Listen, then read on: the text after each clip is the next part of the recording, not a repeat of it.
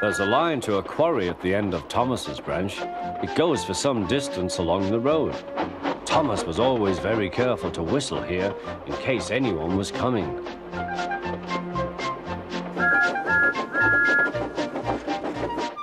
Early one morning, a large policeman was sitting close to the line.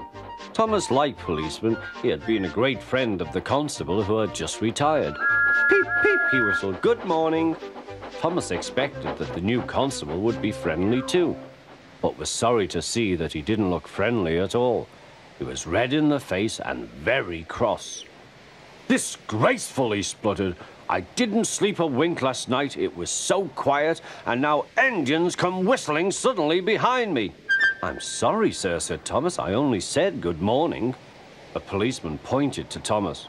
"Where's your cowcatcher?" he asked. "But I don't catch cows, sir." "Don't be funny," snapped the policeman. He looked at Thomas's wheels. No side plates either, and he wrote in his notebook, "Engines going on public roads must have their wheels covered and a cowcatcher in front to protect people and animals from being dragged under the wheels if they stray onto the line. You haven't, so you are dangerous." "Rubbish," said Thomas's driver. "We've been along here hundreds of times and never had an accident." "That makes it worse," the policeman answered. He wrote "regular lawbreaker" in his book. Thomas puffed sadly away.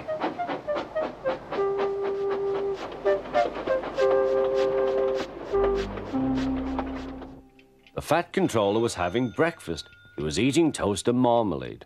The butler came in. "Excuse me, sir, you are wanted on the telephone." "Bother that telephone," said the fat controller. "I'm sorry, my dear," he said to his wife. "Thomas is in trouble with the police, and I must go at once." At the station, Thomas's driver told the fat controller what had happened. Dangerous to the public, indeed. We'll see about that. The fat controller spoke to the policeman. But however much he argued with him, it was no good. "The law is the law," he said, "and we can't change it." The fat controller felt exhausted. "I'm sorry, driver," he said. "It's no use arguing with policemen. We will have to make those cowcatcher things for Thomas, I suppose." "Everyone will laugh, sir," said Thomas. "They'll say I look like a tram." The fat controller stirred. Then he laughed. "Well done, Thomas. Why didn't I think of it before? We want a tram engine. When I was on my holiday, I met a nice little engine called Toby. He takes trucks from the farms, but the lorries are taking over most of his work and he needs a change. He has cowcatchers and side plates. I'll write to his controller at once."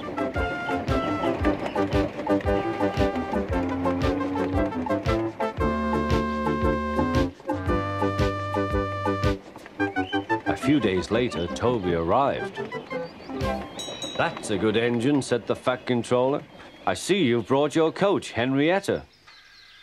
"You don't mind, do you, sir?" asked Toby. "The station master wanted to use her as a hen house, and that would never do." "No, indeed," said the fat controller. "We couldn't allow that."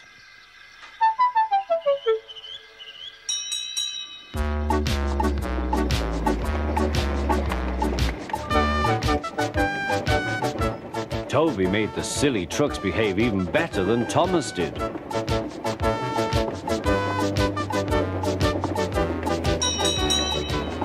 Oi, you!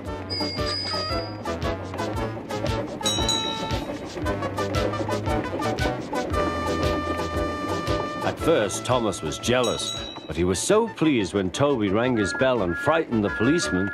They've been firm friends ever since.